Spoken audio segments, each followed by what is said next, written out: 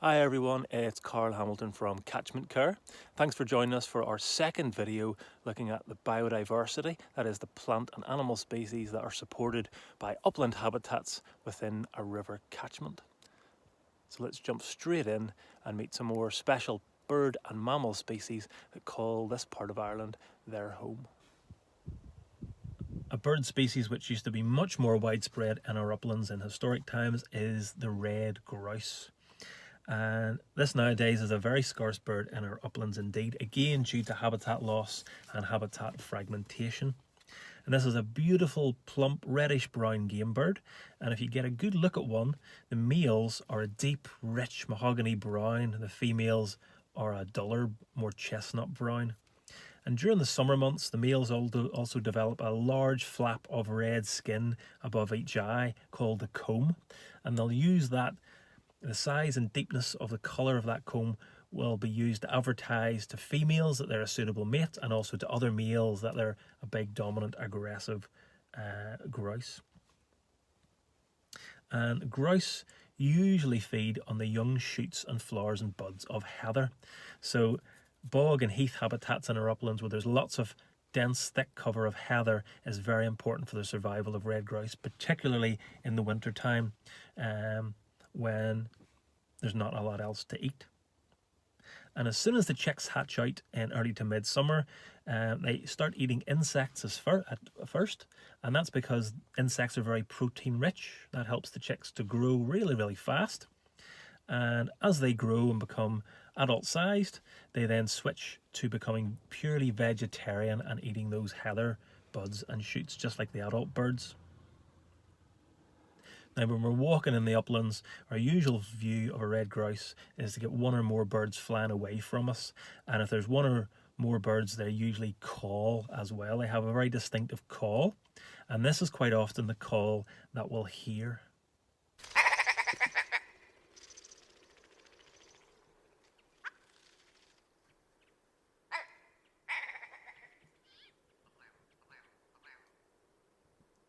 Now that was the alarm call of the red grouse. It almost sounds like someone saying, go back, go back, go back.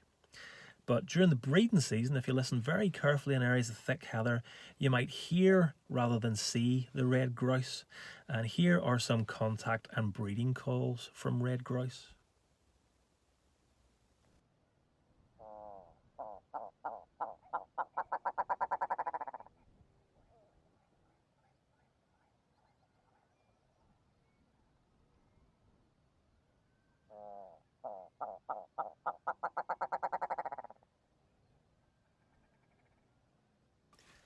Another very special bird that you'll find in upland habitats such as Blanket Bog is a beautiful little falcon. It's the rarest of our Irish falcon species, and it's called the merlin. And they're very special birds. They really only breed in upland habitats. They usually nest on the ground. And so in order for them to nest and breed successfully, usually it has to be in areas where there's not a lot of foxes, because foxes will of course predate both their eggs and their chicks. And there also has to be an abundance of small birds, things like meadow pipits and skylarks, because these are the principal food source for merlin. So merlin are bird-catching birds of prey. And this is our smallest native falcon as well. It's a little bit larger than a blackbird, and usually spends the winter time in lowland areas, and it breeds in the uplands. So it moves across the landscape depending on what time of the year it is.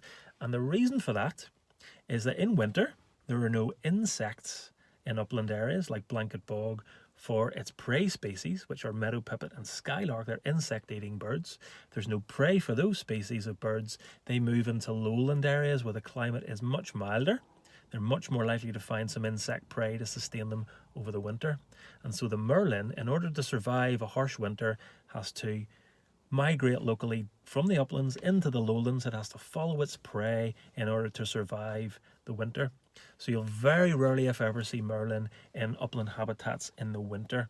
It's usually in lowland areas, especially around the coast, where you very rarely get hard snow or frost. Now, being a falcon, merlin are designed for speed. All the falcons use speed to catch their prey, and we can tell this by looking at the shape of their wings. So all the falcons have long pointed wings. The end of their wings are like a long pointy triangle, and that is an indication they use speed to catch their prey, which in the case of merlin are other small upland bird species. Now, another species of falcon can be found in our uplands. This is our largest and most powerful species of falcon in Ireland. It's also the fastest animal on the planet, and it's the peregrine falcon. And it's also found quite commonly in upland areas because it is also another bird hunter. It's a bigger, beefier, stronger version of the merlin, which can catch bigger birds, anything up to the size of a small goose. And they'll also catch things like red grouse, ducks, gulls and crows. They'll actually occasionally prey on merlin as well. So one larger bird of prey will indeed eat smaller birds of prey. And adult peregrine falcons, as you can see here, have that same steely blue colour on their back, just like the merlin.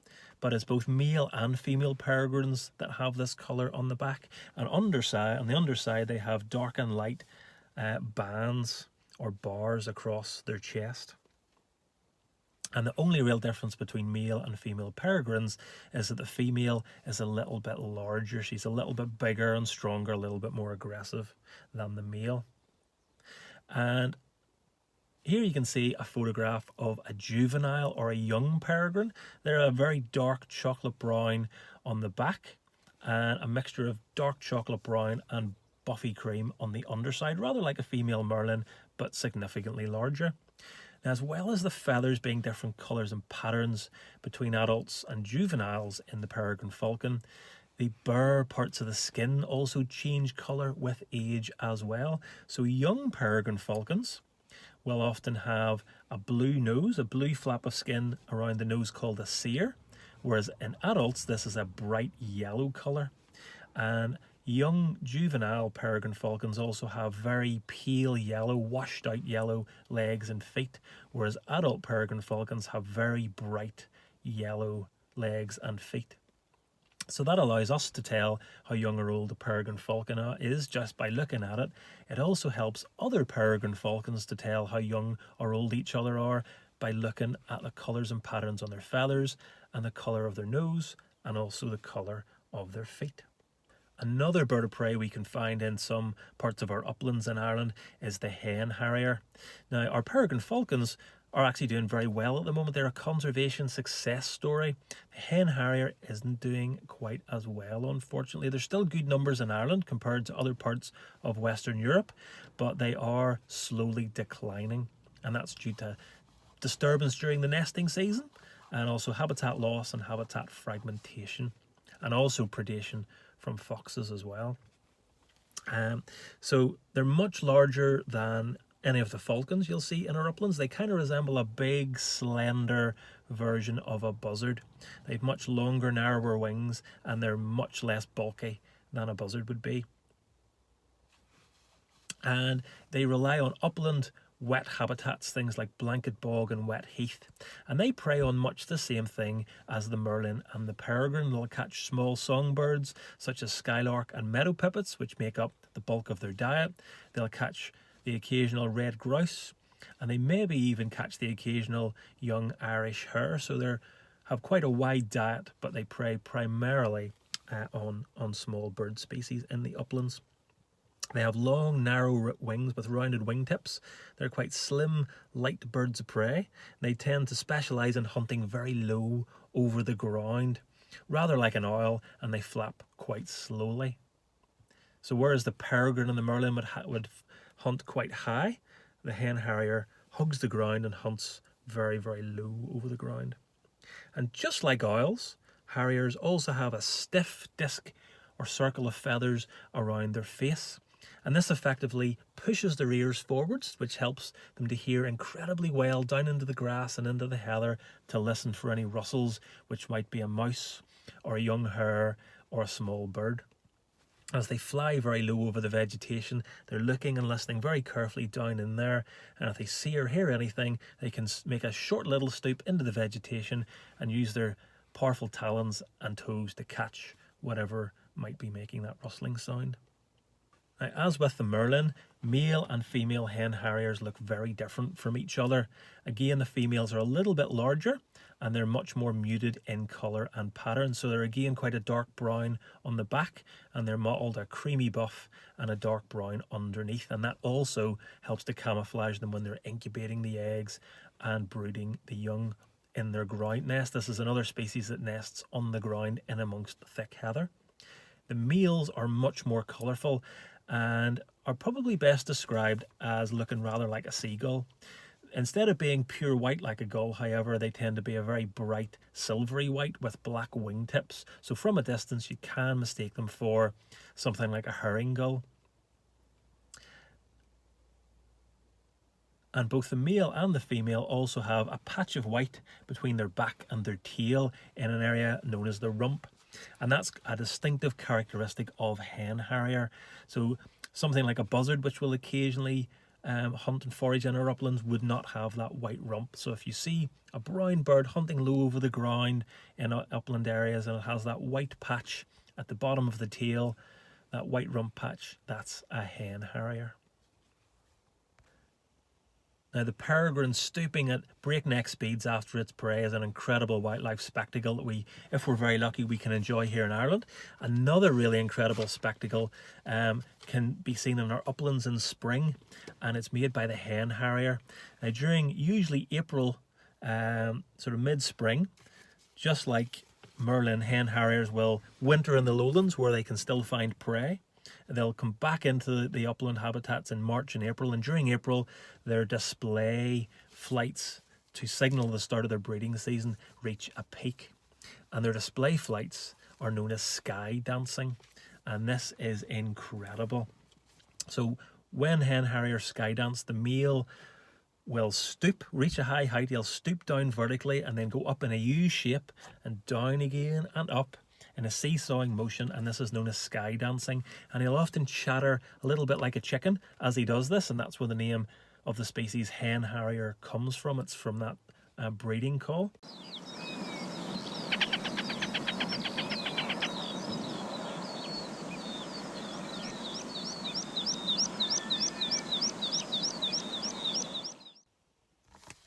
How incredible is that?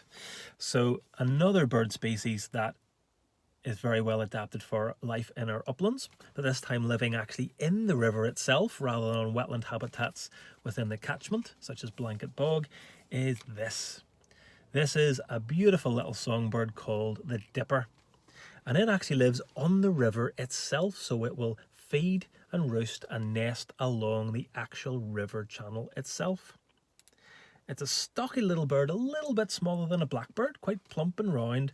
It's very, very dark brown in colour, with a white chest and a rusty brown belly stripe. And you'll often see it perched on a rock or a branch in the middle of a river or stream channel, and it's usually bobbing up and down. And when feeding, the dipper will actually dive off the rock, jump off the rock or branch into the water, and that's where it gets the name dipper. And it will actually search under the water. It'll swim underneath the water and search for aquatic invertebrates. And its favourite prey are caddisfly larvae, which of course we met in an earlier video looking at aquatic invertebrates. And it'll find those by sight and also by touch, because its bill or beak is very sensitive to touch. As soon as it catches prey, it'll come back up to the surface onto the log or rock, and it'll use sideways motions of its head and beak to thrash that little invertebrate. Once it's stopped wriggling, it'll then swallow it down and dive again to look for another item of prey. You might also notice that as well as bobbing up and down as it perches on a log or a rock, the dipper also has a white eyebrow, and as it blinks, it's very obvious to see that white eyebrow. And as it blinks and bobs up and down, that's a very effective way to communicate to other dippers along a river channel, because of course the sound of the water running is quite noisy, so they'll use visual signals to communicate with each other, and that bobbing up and down action and blinking of the pale white eyebrow is a very effective way to say wave at each other and say I'm over here. So it's a very effective way for males and females to keep in contact with each other without making a sound. However, dippers do have calls and songs which are specially adapted. They're quite high pitched and they're specially adapted to be heard over the sound of running water, which is just incredible.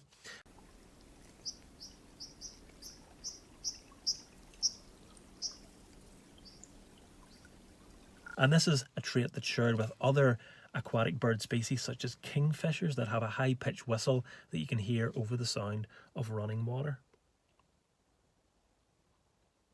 Now, it's actually easiest to find a dipper by learning their calls and songs. Quite often you'll hear one before you see one, and they'll quite often call as they fly along a river. So if you learn their call, you look up and stay very still, you might see a little dipper zipping past. And springtime, March and April through into early May, in some years you'll hear a very distinctive song of the dipper, and this is a little extract of dipper song.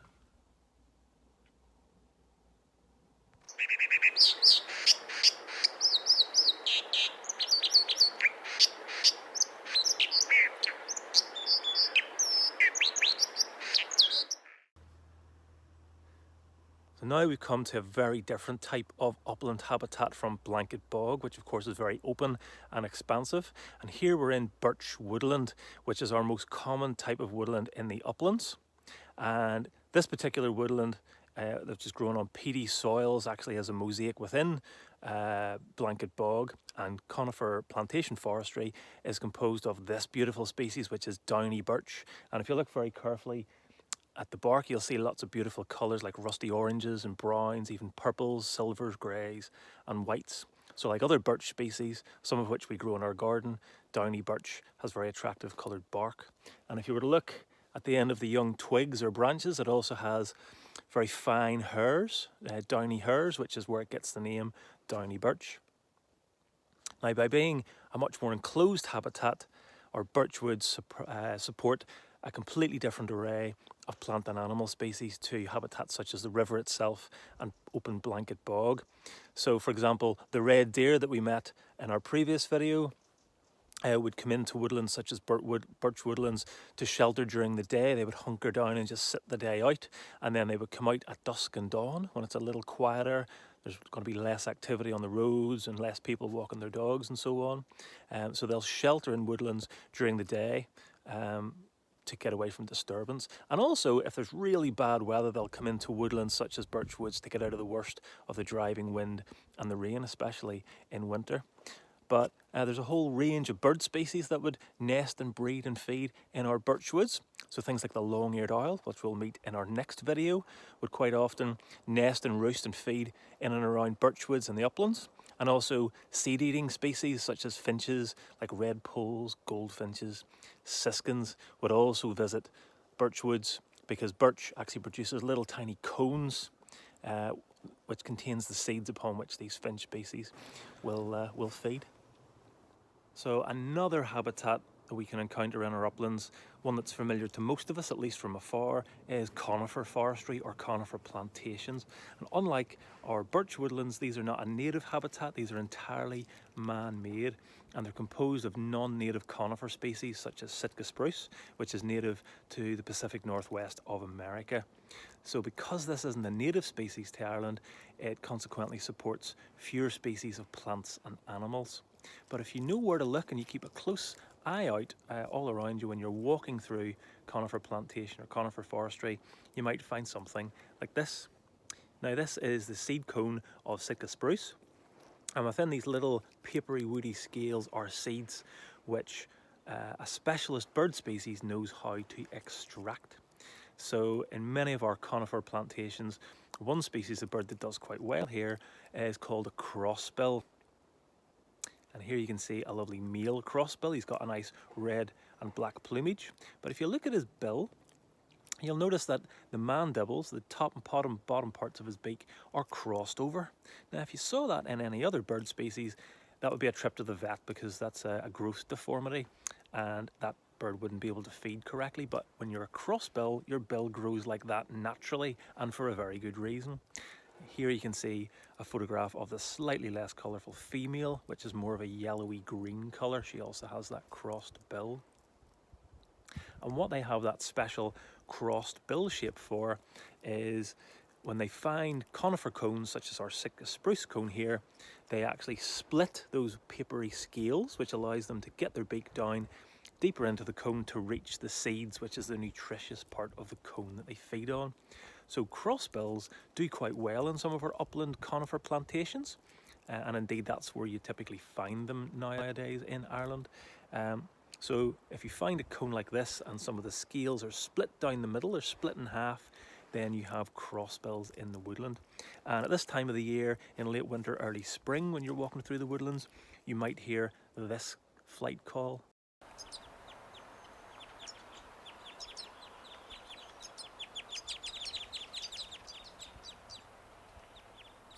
And that's the flight call of the crossbill. It sounds like a jip, jip, jip, jip, jip call. And that tells you you've got crossbills high above you feeding on the cones. But occasionally you might find some cones on the ground that look a little bit different. They don't have those split scales that were created by crossbills. They're completely gnawed or nibbled right down to the central stem of the spruce cone, and this was actually eaten by a red squirrel.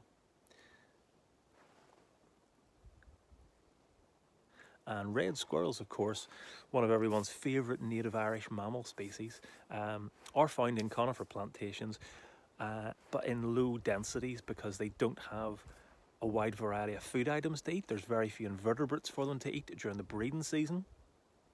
And also the only real sort of vegetarian food there is to eat are those spruce cones. So in upland plantations, they don't tend to reach great numbers.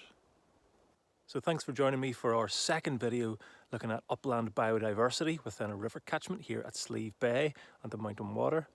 And join us in our third and final video where we're going to go down into the lower reaches of a river catchment, into the lowlands where agriculture is more intensive, where of course most of us live, where there's a much greater risk from flooding based on how we manage our upland habitats, which we've talked a little bit about in this and previous videos. And also we will meet a whole different suite of plant and animal species.